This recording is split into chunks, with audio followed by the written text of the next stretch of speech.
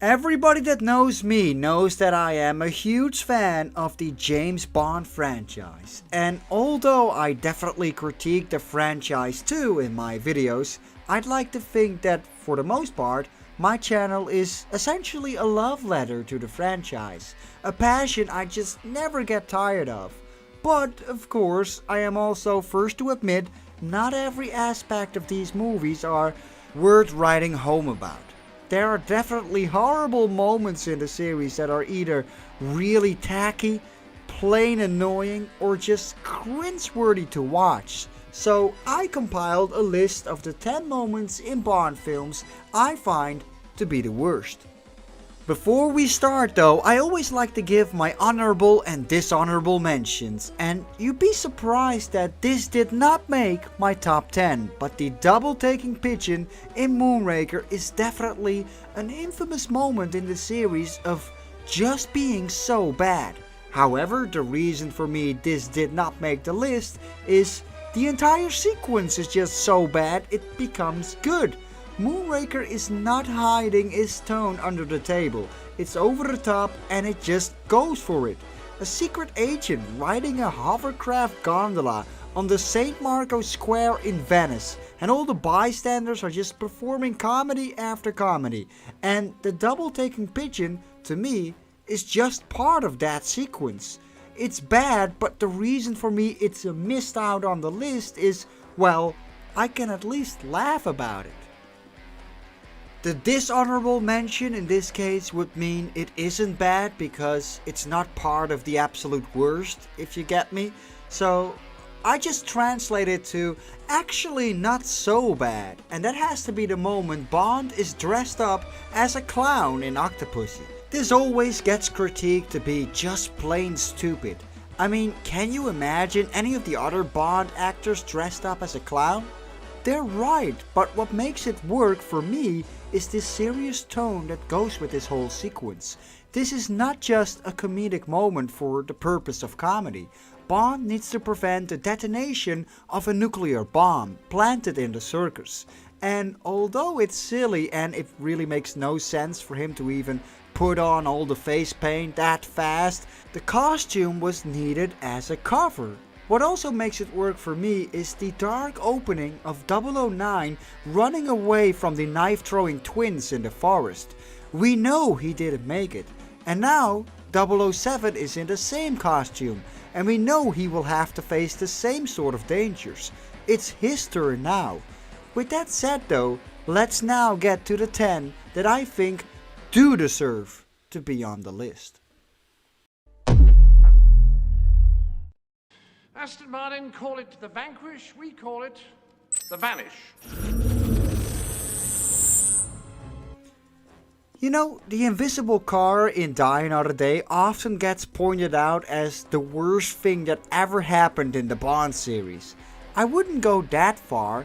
Yes, it's completely unrealistic and it makes no logical sense despite them trying to come up with a scientific explanation. It's still pretty stupid. But I'm actually pretty willing to suspend my disbelief with it. You see, we've also had a car turn into a submarine, firing rockets to helicopters from the bottom of the ocean. And everybody thinks that thing is the business, which it is.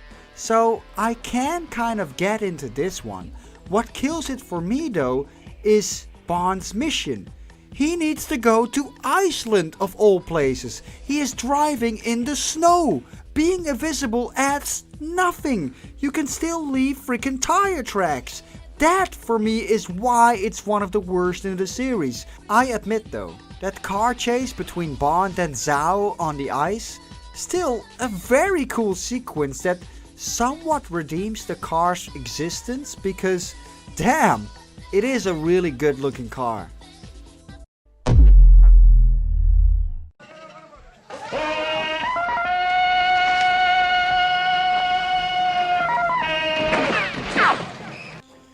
Yes, the Tarzan yell in Octopussy. A brief, stupid moment in an otherwise very enjoyable Bond film.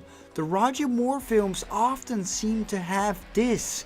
Something that just kills the mood. Like the Beach Boys song in the opening of A View to a Kill. It's just put there for a cheap laugh and nothing more.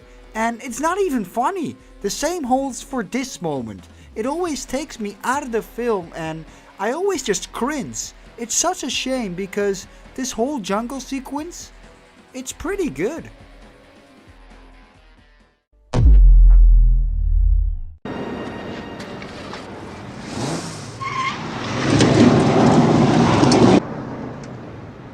This never happened to the other fella. This to me is one of the most stupid, fourth wall breaking jokes in the series that I just wish was never made as a joke. Why couldn't Bond just make some double innuendo joke instead, like, now that's a cougar I'd like to ride? But no, Lazenby is clearly referring to Sean Connery as the other fellow. And then looks directly into the camera too.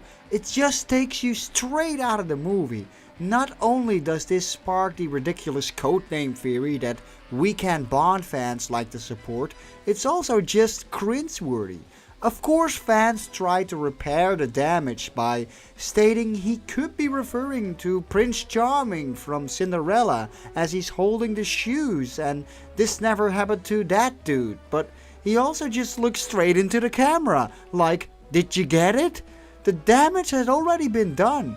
I know the story behind this line of Lazenby often saying this line on set, referring to Connery, but having fun on set shouldn't have to be shoehorned into the movie because, you know, none of us were actually present at the set to get the joke. What were they thinking?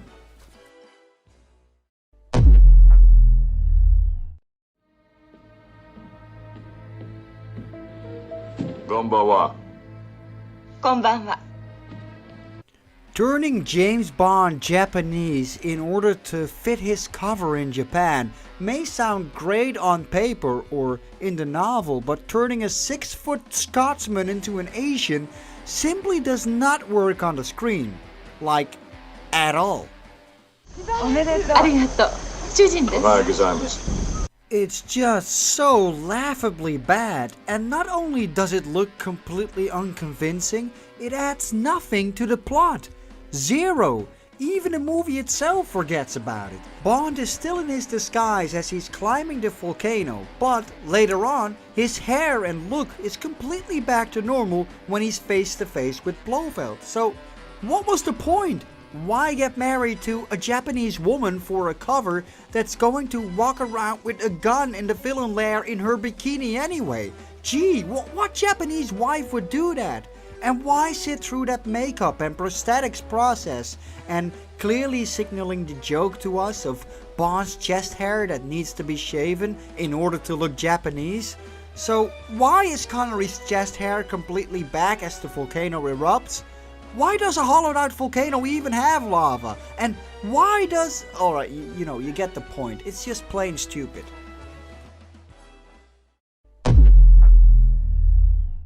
By the way, I'm not just any old 00.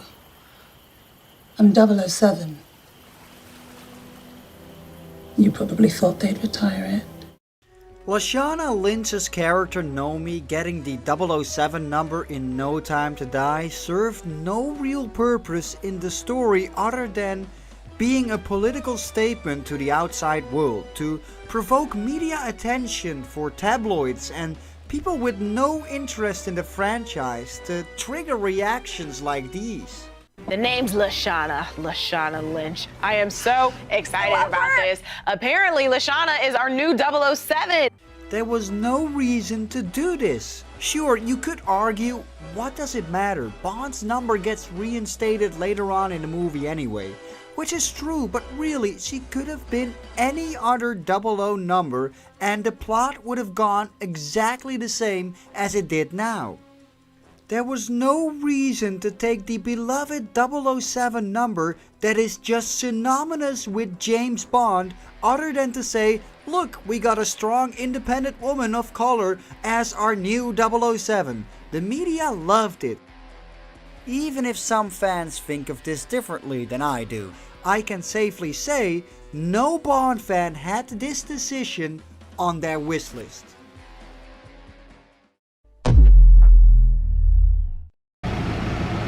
You're not thinking that. I sure am, boy. Never heard of Evil Knievel.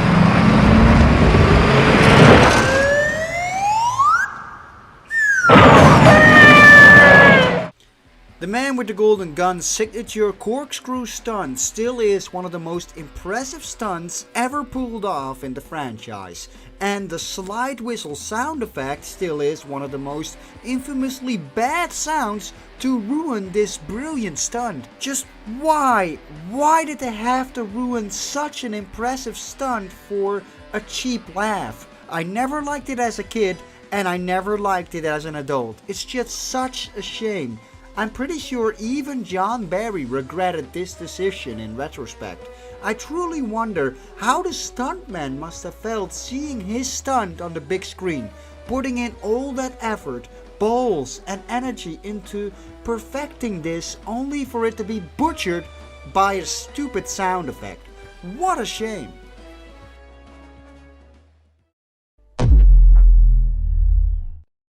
I could probably make a whole top 10 of just the worst moments in Diamonds Are Forever alone. Blofeld cloning himself, the tacky elephant in the circus casino, the mousetrap in Bond's pocket, the moon buggy. But one of the worst moments for me in the entire film is when Blofeld uses his laser satellite. I mean, just look at this. It looks like a complete B-movie. This Chinese soldier on fire, it's just so cringeworthy.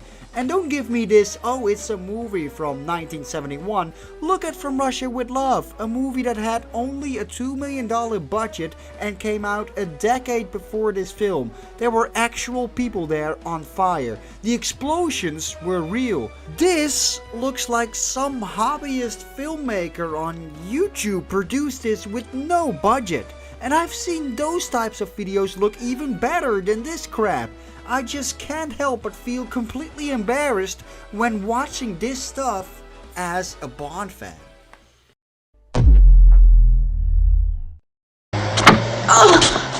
Well, well, well, look what the cat dragged in. Speaking of Diamonds Are Forever, topping the bill for me as the worst moment in that film is Blofeld in drag. I mean, what? This is supposed to be Bond's arch nemesis. The big one. The one responsible of the death of his wife in the previous movie. Remember his sinister, faceless introduction in From Russia with Love? His menace, his presence. How on earth did that character go from that to this? Why? There's just no excuse. What were they thinking when they made this? Can you imagine any other male Bond villain being depicted as this? It's still one of the worst, most stupidly tacky moments in the entire series for me, just for the sake of a cheap laugh.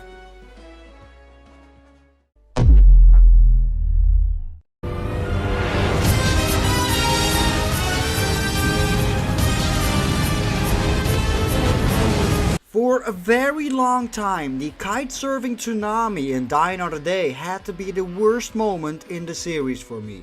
What puts this over the Blofeld in drag for me is, I am pretty sure they were that serious with this stuff. Even back in 2002, already the CGI just looked so dated in this sequence. A series famous for its live-action stunts reduced to this computer-generated nonsense. It's even worse that the movie opens up with a genuine surfing sequence that is pretty well done. It's like two completely different movies. I'm sure Brosnan worked hard standing in front of that green screen and stuff, but even he reflected how stupid this was in retrospect. Right, Brosnan, we're going to do kite surfing. Tsunamis today. Kite surfing, a tsunami. Oh.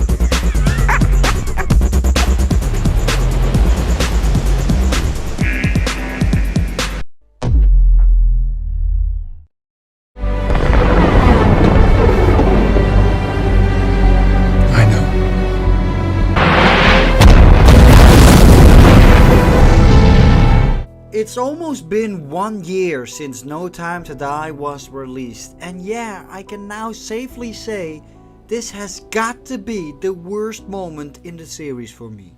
Sure, you could say it triggers more emotion and it's pretty ballsy to kill Bond off, but overall, I'm just still so gutted by this creative decision that not a single Bond fan on Earth was asking for.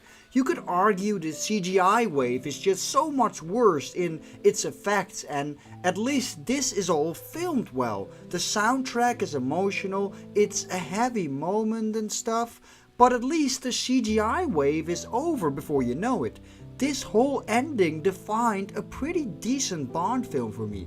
You would forget that Felix Leiter got killed in the same movie, and so did Blofeld, and that Bond had a daughter, because all of that is dwarfed by doing this one moment. Bond is supposed to be the man that always finds a way, saving us all, the embodiment of survival, I'd like to say. This was always the thing you could count on with Bond. You have a nasty habit of surviving. Well, you know what they say about the fittest? Why can't you just be a good boy and die? You first. You appear with the tedious inevitability of an unloved season.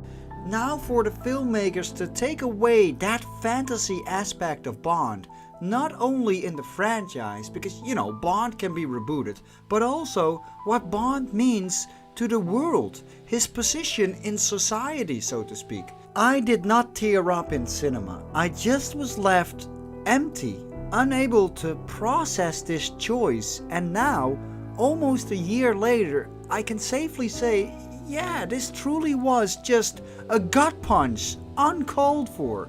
I am aware that some Bond fans do like this ending, and that this is certainly the most polarizing choice the filmmakers ever made. You could credit them for it too, but it's just not what any of us have been asking for. Those were my top 10 worst moments in the Bond franchise. Obviously, it's required me to be quite negative throughout the whole video, but I hope you enjoyed it regardless. Let's go back to celebrating our beloved franchise soon again. Leave your own lists in the comments below, like and subscribe, and if you want to go the extra mile in supporting the channel, please also take a look at my Patreon page. See you guys in the next video.